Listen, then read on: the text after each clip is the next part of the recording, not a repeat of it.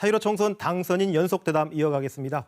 오늘 뉴스룸엔 재선에 성공한 제주시의원 오영훈 당선인 초청했습니다. 안녕하십니까? 네, 안녕하십니까? 당선 축하드립니다. 네, 감사드립니다. 재선에 성공한 이유 어떻게 분석하고 계십니까? 여러 가지 이유가 있겠지만 아무래도 문재인 정부가 역점적으로 추진해온 코로나19 위기 상황을 잘 극복해준 그런 정책 때문에 가장 큰 도움이 됐다고 생각하고요. 물론 또 4.3 추념식에 직접 와주신 것도 저희 도민들에게 상당히 큰 위안이 되지 않았나 생각하고요. 마지막으로는 어쨌든 저 같은 경우는 정책 선거를 좀 지향했던 점이 일정 정도 반영된 것으로 이해하고 있습니다. 예, 도민들은 어떤 생각을 하는지 내일 여론조사 네네. 결과 보면 알 수 있으니까 네. 한번 보시고요.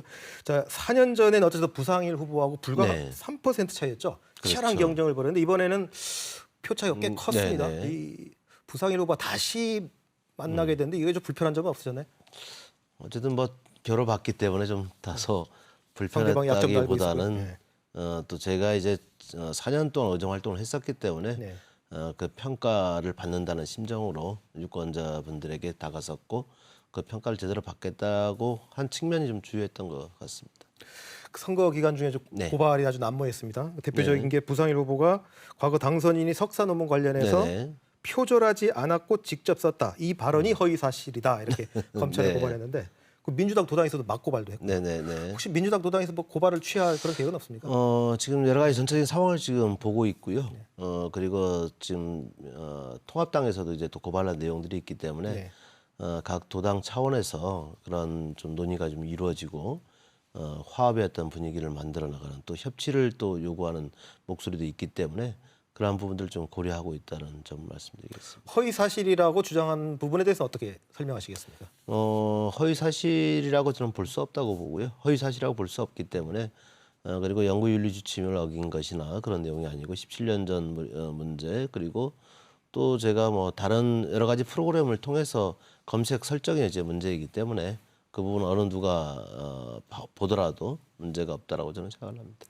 알겠습니다. 뭐 그건 이제 수사 결과에서 나올 거라고 보여지고요. 자, 공약 네. 때문에 당선됐다고 세 가지 정책, 중에 예, 정책 예. 때문에 했습니다. 네. 그 정책 관련해서 몇 가지 여쭤보겠습니다. 네네네.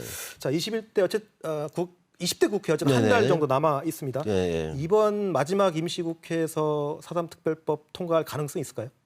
뭐 전혀 없다라고 지금 얘기할 수는 없고요. 근데 문제는 지금 현재 긴급 재난기금을 이제 추경 처리하는 부분에 대해서도 여야 협상이 이루어지지 못하고 있고 오늘 처음으로 아마 여야 대표가 원내대표가 만나는 것으로 알고 있습니다. 그래서 좀 더 진전됐으면 좋겠다는 생각을 갖고 있고 그리고 20대 국회에서 처리하지 못했던 여러 가지 민생 법안들이 남아 있습니다. 통합당에서 미래통합당에서 좀 통 크게 합의를 좀 해주고 처리를 좀 해줬으면 하는 그런 바람을 갖고 있고 저희 당 지도부에서도 이제 그러한 결과를 도출하기 위해서 상당히 큰 노력을 하고 있다 이렇게 생각합니다.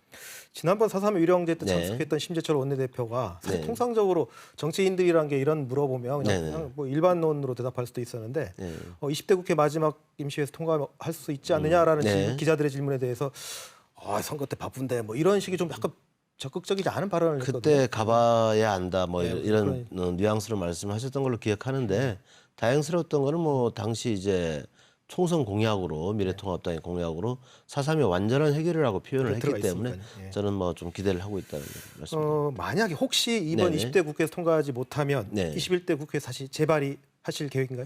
당연히 뭐 재발해야 되고요.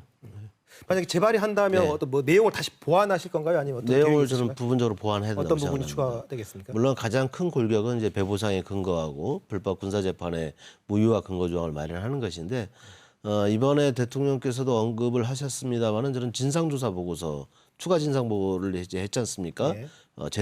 재단의 이름으로 했죠. 그게 정부의 이름으로 해야 된다는 것이죠. 질적인 차이가 있는 예, 보고서. 그래야 진상조사의 내용에 대해서 구속력을 가질 수 있다라는 측면이 있기 때문에 추가 진상조사 관련된 조문을 좀 더 명확히 할 필요가 있다 이렇게 생각을 합니다. 그럼 지난번처럼 국무총실 산하의 진상조사 보고서를 쓸 위원회를 다시 그렇죠. 그렇게 하든지 아니면 지금 현재 4.3 평화재단이 진행하고 있는 조사의 내용을 국가 차원의 위원회에서 결정할 수 있도록 추인할 수 있도록 하는 것도 방법이 될 수 있겠죠. 중앙위원회에서 의결하는 네, 방법도 네, 있으니까. 네, 네. 그 세부적인 내용은 이제 법안 만드는 과정에서 네네. 논의해야 될 것 같고요. 어쨌든 지금 현재 많은 분들이 4.3 배보상, 그러니까 희생자 배보상 네네네. 문제를 네. 특별법안의 핵심 내용으로 좀 담고 있는데 네네. 많은 뭐 이번에 모든 여야를 비롯해서 모든 정당들이 네. 4.3이 완전한 해결이라고 다 말씀을 표현을 합니다. 예. 도대체 어떤 게 4.3의 완전한 해결이라고 보시나요? 진상조사가 뭐 완벽하게 이루어져야 되는 것이고, 책임자 문제에 대해서도 좀 더 분명하게 나와야 되는 것이고, 저는 가장 핵심적인 것은 미국의 책임 문제에 대해서 명확히 정리하는 것이라고 생각을 합니다. 아직 그 부분에 대해서 지금 명확히 정리가 되지 않았기 때문에 완전한 해결을 저는 있을 수 없다라고 보고 있는 것이고요. 저는 민간 차원에서든 아니면 이제 의원외교 차원에서든 미국의 역할에 대한 문제를 제기하는 부분에 대해서 이제 좀 더 한 걸음 더 나가야 될 시기가 됐다 생각합니다. 그게 추가 진상 보고서에도 이런 내용들이 그렇죠. 담아져야 된다는 포함되죠. 말씀이시죠. 예. 좋습니다. 4.3 특별법 이 정도 얘기하고요. 이공항 얘기해 보죠. 네네네.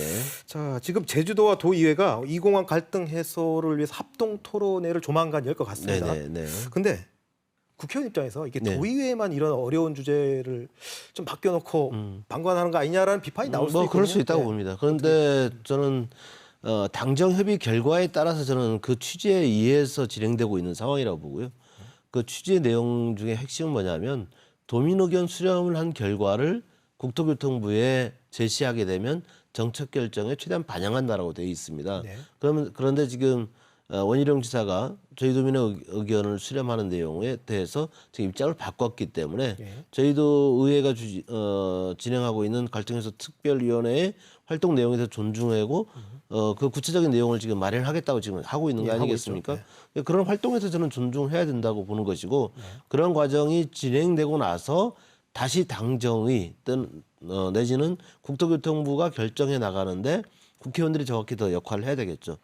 조율하는 내용, 도민들의 의견이 제대로 반영되게끔 하는 그런 역할에 있어서는 국회의원들이 더 나서야 한다 이렇게 생각합니다.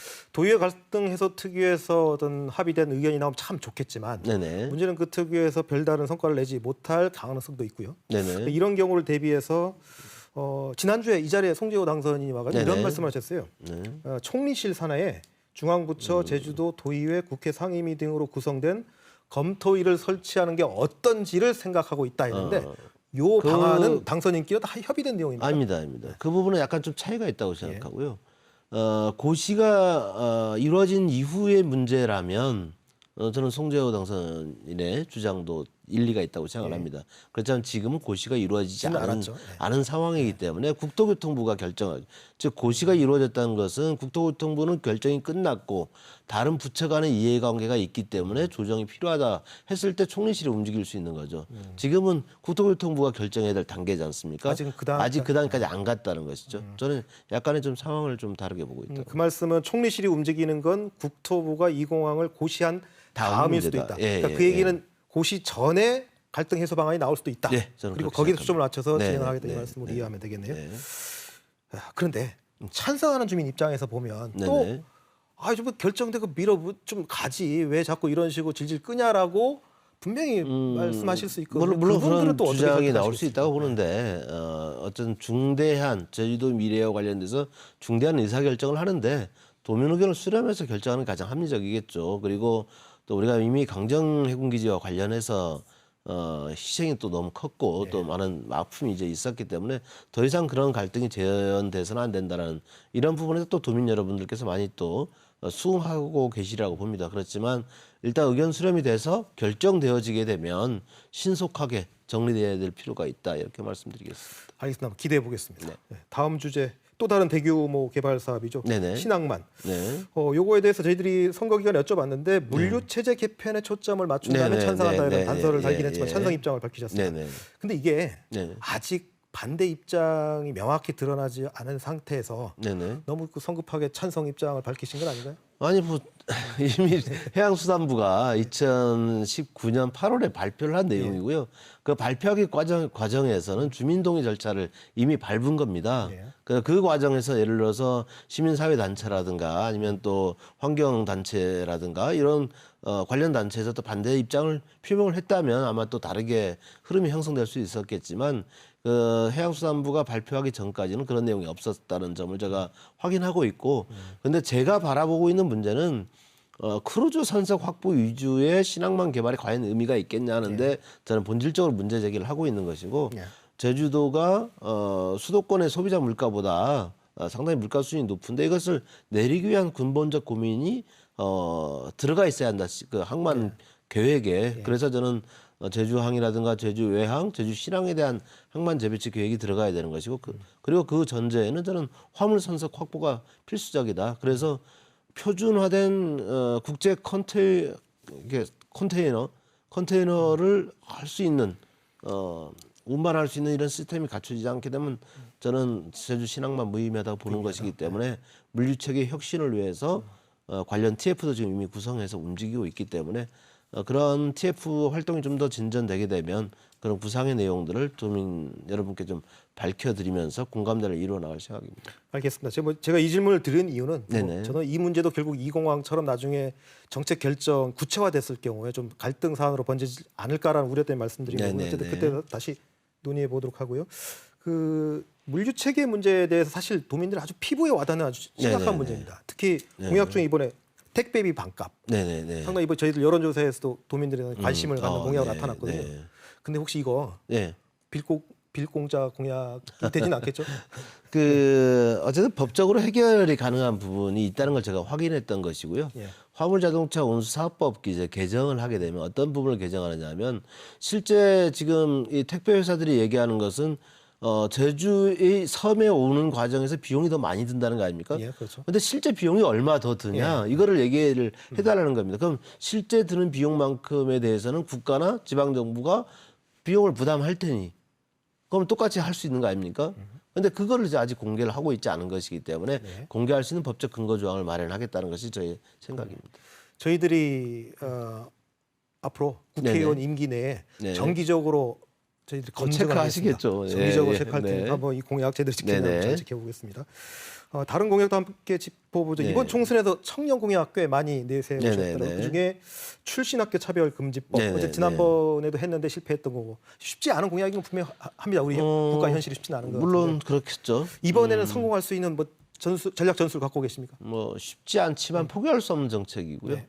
포기할 수 없는 법이다. 왜냐하면 우리 사회가 갖고 있는 학벌 만연주의 이 사회 풍토를 바꿔내지 못하면 저는 사교육 문제라든가 그렇죠. 또 우리 청년들의 아픔을 극복할 수 없다라고 보기 때문에 계속해서 저는 도전할 수밖에 없는 것이고 다만 지난 20대 총선에 비해서 좀 더 나아진 것은 상황이 물론 이제 더불어민주당이 이제 다수당 이제 180석이라는 이런 의석수를 확보한 것도 있고 그리고 미래통합당이 그 전보다는 이 청년들의 문제에 대해서 출신학교 차별금지법의 문제에 대해서 더 완강하게 반대하기는 어렵지 않겠느냐.